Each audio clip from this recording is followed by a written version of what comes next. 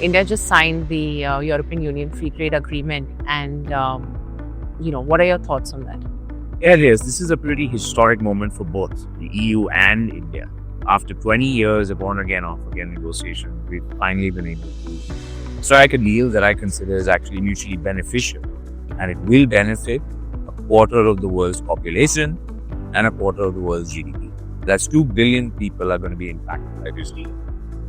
India's trade with the bloc amounts to approximately 130 billion in calendar year 24, which is the same as India's trade with the US and China.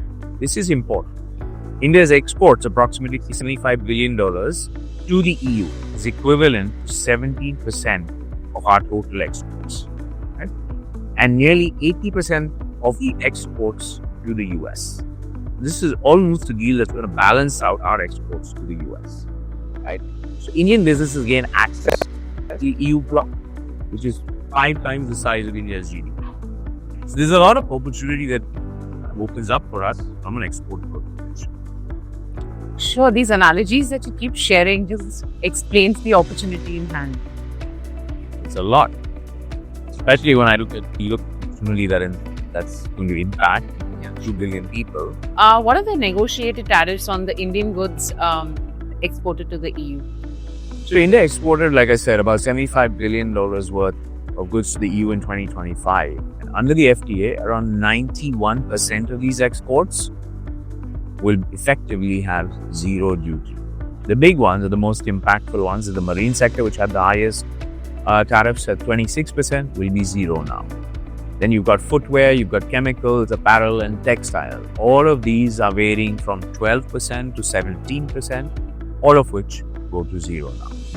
So there is obviously going to be a timeline within which these are put in place.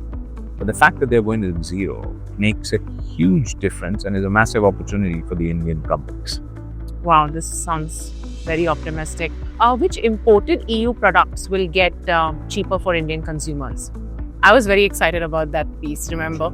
So there's 2 parts of that, right? I mean, you're looking at it from a consumer standpoint, and there's obviously things that are going to be benefiting the consumer. But anything that benefits the consumer effectively is increasing competition for the Indian manufacturers. So we got to look at it in both lines. Sure. Right? Now, the number one and the one I think you're most excited about is the automobiles, right? Previously, or what I would say current tariffs are around 70 to 100%, excluding the EVs, of course. That is going to drop to 40%, but it's going to stagger up, right? If you look at machinery and electrical equipment, which actually benefits a lot of the companies that we have, that currently is up to 44%. Now it will be zero.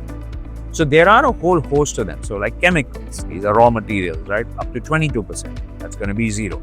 So it reduces the input costs for a lot of our companies, right? Now, if we have domestic companies that are manufacturing that space, so for example, the automobiles.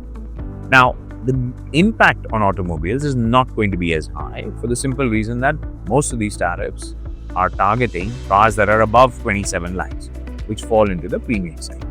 Avi, the next question we had for you from the ground was, how will the India-EU FTA's large-scale tariff elimination on textiles, apparel, leather, marine products and chemicals make Indian exports more competitive?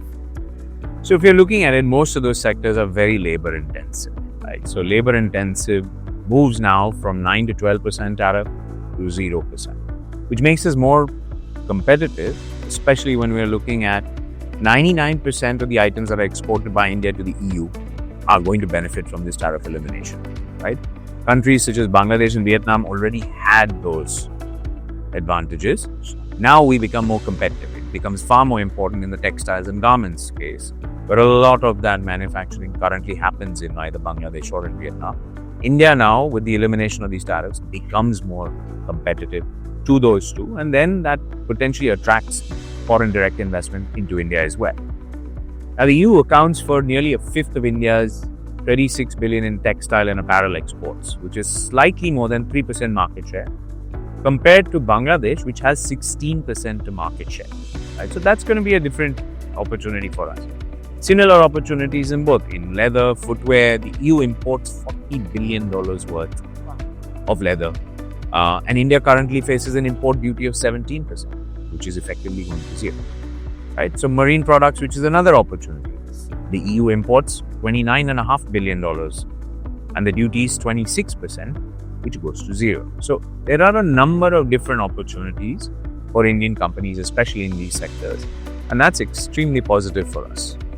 How will the India-EU FTA affect India's auto sector, especially in terms of car exports and vehicle imports? Yeah, dear. So India has said it will gradually reduce tariffs on EU vehicles from 70% to 35% and eventually to 10%. In return, the EU has agreed to eliminate tariffs completely on vehicles imported from India, improving the export competitiveness of made-in-India cars. Right? Timelines, obviously, for this will be extended. Full implementation isn't expected until 2027, 2028, after a detailed technical regulatory approval. Now, the deal will also help boost capacities in India and expand sales of hybrid vehicles and battery electric vehicles in the European markets. Now, I know the Indian auto companies' stocks didn't react very positively, but most EU brands focus on premium passenger vehicles that are priced above 27 lakhs, whereas a lot of the Indian car manufacturers do focus on the mass market. So I don't think the impact was going to be that high. All right, that was quite a lesson for me in budget and the EU trade pact. From driving during the day to conducting investor awareness programs during the day and the evening, to keeping his eye on the business numbers, to analyzing the budget, to actually doing a post-mortem on the EU trade pact. Avi's on juggling with I do not know how many balls in the hand, but this is an exciting journey for us, and what's keeping us engaged and full of enthusiasm is Change the Soch campaign.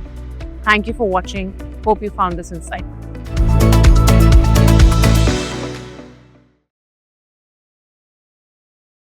Mutual fund investments are subject to market risks. Read all scheme-related documents carefully.